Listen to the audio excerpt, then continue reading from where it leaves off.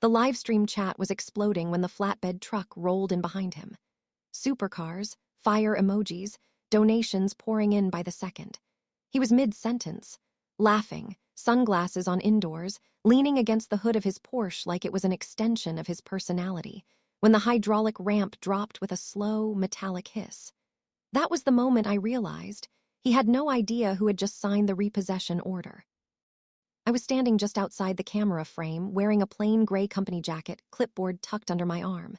To his audience, I probably looked like a nobody, a logistics guy, support staff, someone invisible enough to ignore. He glanced over his shoulder, annoyed, not scared, not even curious. "Bro, give me a sec," he said to the camera, chuckling. "Looks like the dealership sent the wrong guy again." Wrong guy. I didn't interrupt him. I didn't correct him. I'd learned a long time ago that confidence, unchecked confidence, is the most useful weapon a man can hand you. The driver stepped down first, professional, calm, no rush, paperwork in hand. The kind of calm that comes from knowing every line in the contract is airtight. The influencer's smile tightened just a little. "What's this about?" he asked, still half facing the camera. "We're live, by the way." I finally spoke then, quietly, measured. "Yes, I know." That got his attention. He turned fully toward me, scanning me the way men like him always do, clothes first, shoes second, posture last, calculating value, finding none.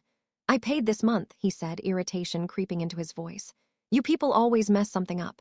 "You people." I flipped the clipboard open, slow enough for the silence to stretch. "There's been a default," I said, "not just on the vehicle." His laugh was sharp, performative, for the audience. "Guys, this is wild," he said to the stream. "They send interns now." Intern. I felt the familiar, almost comforting click in my mind. The moment when emotion shuts off and process takes over. I didn't argue. I didn't raise my voice. I didn't explain more than necessary. "The lien holder has exercised their right," I said. "The car is being repossessed, effective immediately." Behind him, the chat began to change tone. Question marks, caps, confusion. His confidence wavered just a fraction. "Lien holder," he repeated. "Bro, I own this car." I met his eyes for the first time, held them. "No," I said, "you don't." Silence, not dramatic silence, not cinematic silence, the real kind. The kind that makes people uncomfortable because it isn't supposed to happen on a live stream. He glanced at the flatbed again, at the straps, at the driver who was already circling the Porsche, doing his job. "You can't do this on camera," he snapped, finally dropping the act. I almost smiled. I didn't stop him. Because I needed him confident a little longer. As the driver reached for the door handle, I felt my phone vibrate in my pocket. One message. From the board secretary. "Proceed." I looked back at him and said the last thing he expected from someone he thought was beneath him. "This isn't about the car," I said calmly. "This is about the company you thought you controlled." And that's when he made the mistake that ended everything. 3 months earlier, I was sitting in a glass-walled conference room that smelled faintly of espresso and expensive arrogance. Watching him talk over everyone like volume was a qualification. I wasn't supposed to be in that meeting. On paper, I was operations support, internal coordination, the kind of role people forget to CC unless something breaks. I sat at the far end of the table with my laptop closed, pen aligned perfectly with the notepad, posture neutral, invisible by design. He paced while he talked, always pacing. Designer sneakers on polished concrete floors, Rolex flashing every time his hands cut through the air. "Brand deals are leverage," he said, tapping the screen where his follower count glowed like a god number. "Without me, this company is nothing." Nothing. I remember thinking how interesting it was that he said that so casually, without checking who owned the floor beneath his feet. The CEO nodded along like a proud parent. The HR director laughed at jokes that weren't funny. The room bent toward him in subtle ways, chairs angled, eyes lifted, spines curved in agreement. I took notes. Not because I needed them, because it made people underestimate me faster. When the meeting ended, he brushed past me without looking. "Hey, assistant," he said over his shoulder. "Get this sent to legal, and don't mess it up." "Assistant," I smiled politely. "Of course." What I didn't say was that I drafted the original legal framework he was now so confidently dismantling. Or that the holding company listed on his contracts wasn't a faceless entity. It was mine, structured 3 layers deep, deliberately boring, deliberately quiet. At first, the slights were small. Emails unanswered unless I followed up twice. Decisions made in rooms I'd recommended against. Credit taken for ideas I'd seeded weeks earlier, rebranded with louder language. Once, during a planning session, he laughed when I suggested caution around asset-backed obligations. "Relax," he said, leaning back. "Worst case, we flex." Flex. I watched the CEO glance at me, uncertain, then look away. That was when I realized something important. They weren't malicious because they were powerful. They were careless because they thought they were untouchable. The first real humiliation came 2 weeks later. He was late to a press prep meeting again and blamed me publicly. "Some people here don't understand urgency," he said, eyes flicking toward me. "If you can't keep up, maybe this isn't your environment." Everyone heard it, no one challenged it. I felt the familiar heat rise, then settle. I'd trained myself for this years ago. Emotion is information, not instruction. "I understand," I said calmly. "I'll adjust." Inside, I adjusted something else entirely. That night, I pulled every contract he'd signed, every clause he'd ignored. Every personal guarantee tied to company assets he treated like toys. The Porsche wasn't a symbol of success, it was collateral. And the more arrogant he became, the more he performed his power publicly, stories, live streams, podcasts, the more evidence he created against himself. Then came the accusation. A sudden audit, a whispered complaint, HR calling me in with tight smiles and rehearsed concern. "Nothing personal," the HR head said, "but he feels you're overstepping." Overstepping. I nodded. Took responsibility, offered cooperation. What I didn't offer was resistance, because I didn't need to stop him. I needed him comfortable, I needed him loud, and I needed him live. The termination meeting lasted 7 minutes. 7.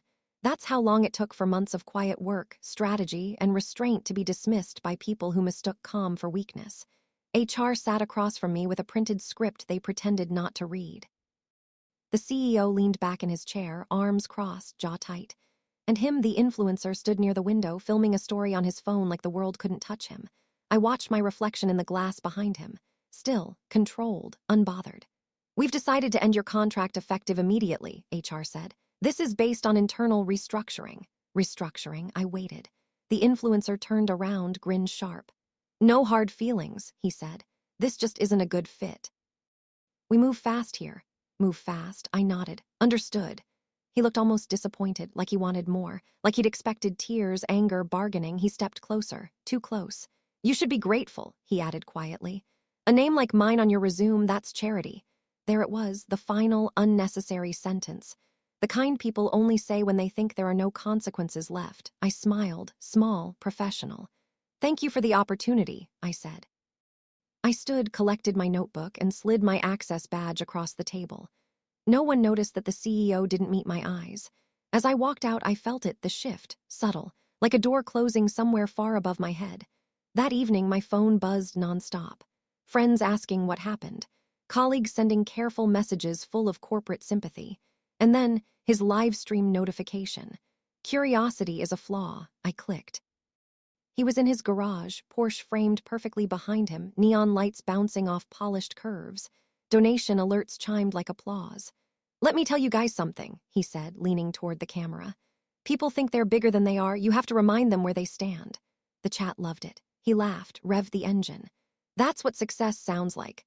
I watched without expression, pausing only once to screenshot the VIN plate visible behind him. That night, I didn't sleep. Not because I was angry, because I was thorough.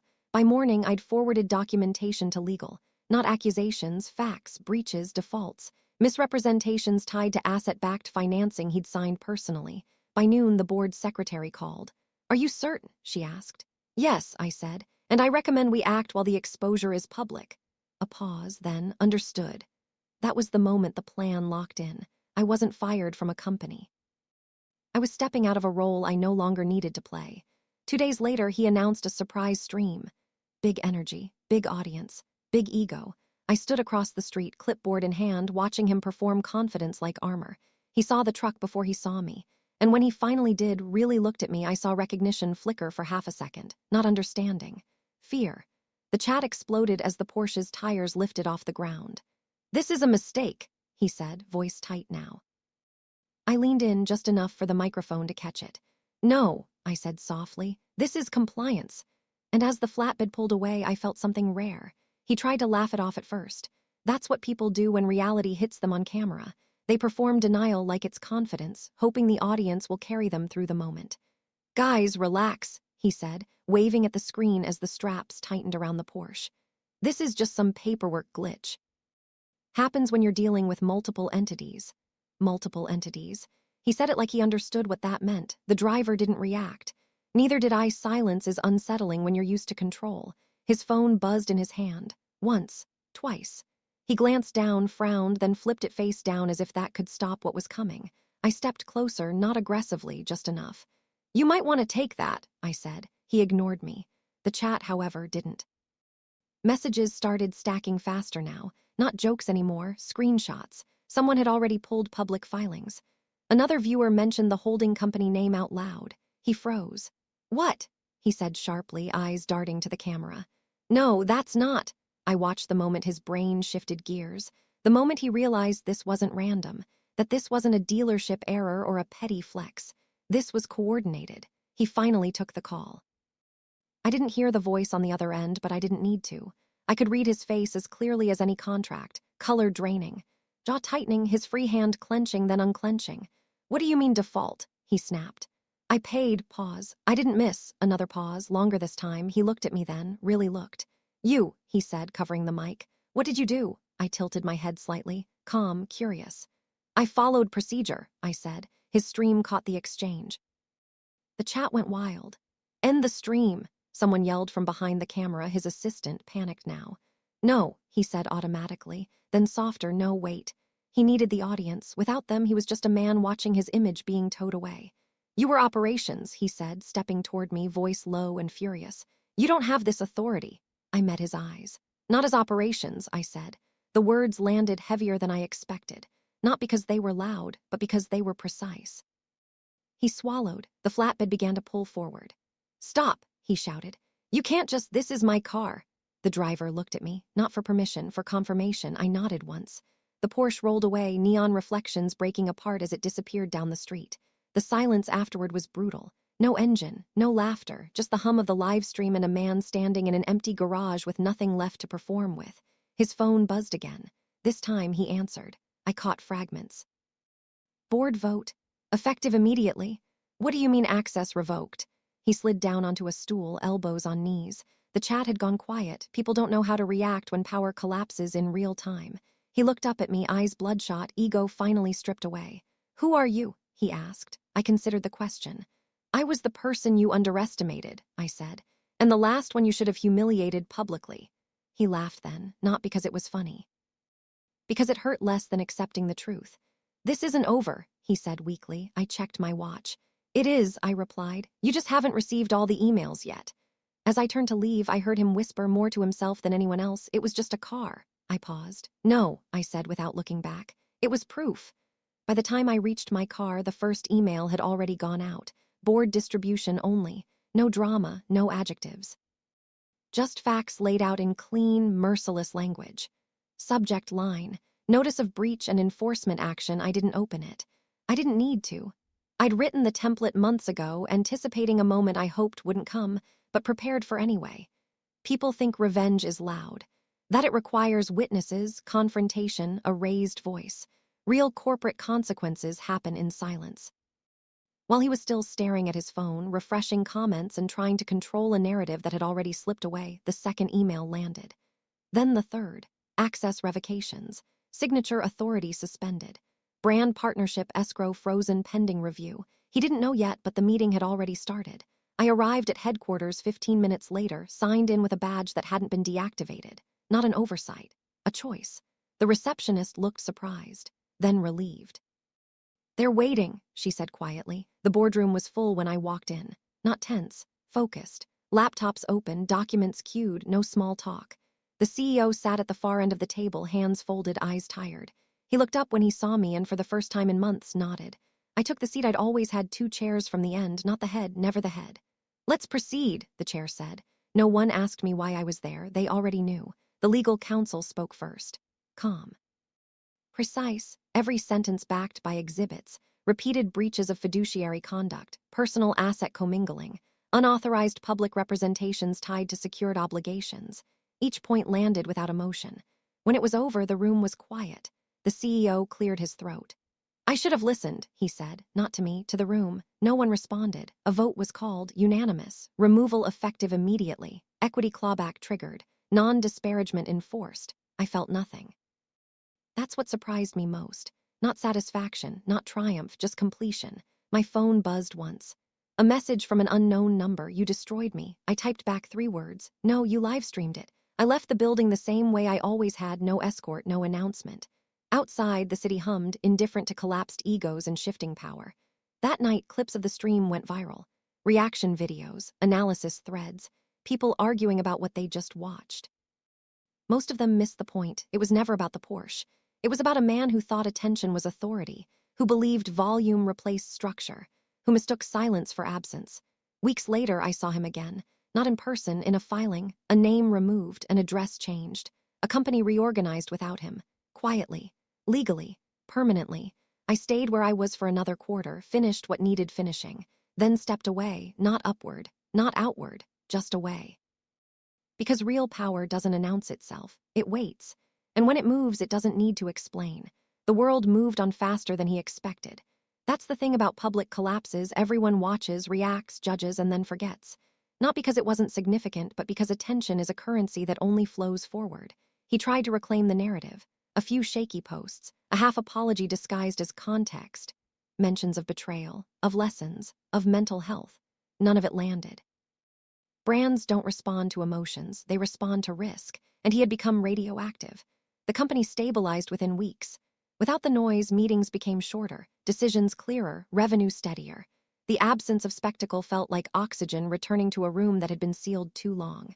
No one thanked me publicly. That was intentional. Power doesn't need applause, it needs alignment. On my last day, I cleared my desk slowly. The same notebook, the same pen, the same calm.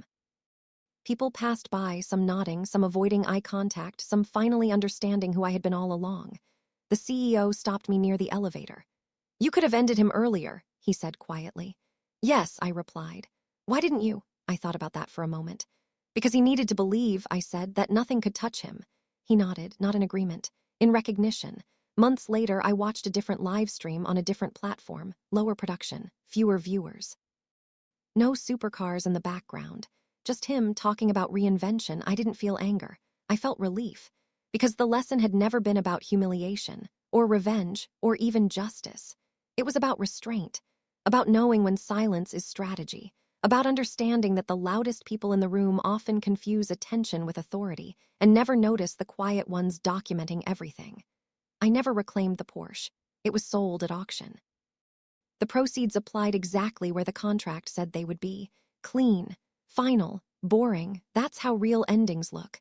Sometimes people ask me if I regret not saying more, not explaining, not revealing myself fully in that moment. I don't, because the most powerful thing I ever said to him wasn't spoken on camera. It was written months earlier in a clause he never bothered to read, and that was enough.